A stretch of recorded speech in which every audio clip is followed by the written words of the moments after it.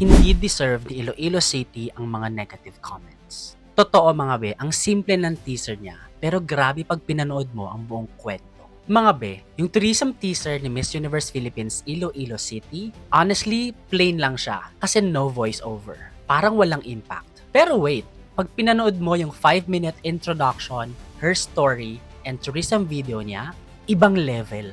Her story becomes the tourism video.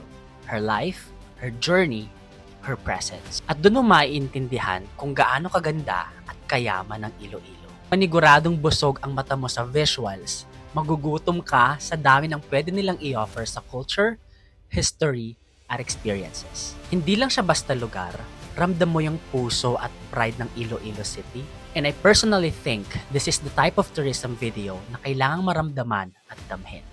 Hindi lang yung papanoorin mo ng mabilisan. Tahimik siya sa teaser, walang voice-over, pero sa story at introduction, grabe ang dating.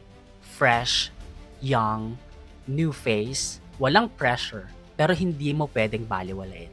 Ngayon gusto kong marinig sa inyo mga be. Ramdam nyo rin ba ang kwento at presence niya kahit walang voice-over sa teaser? Do you guys think mas deserve niya ng mas madami pang attention? Comment it down below kasi ito yung tipo ng entry na biglang sumisirit at humahataw sa listahan.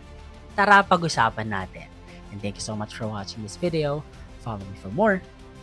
Bye!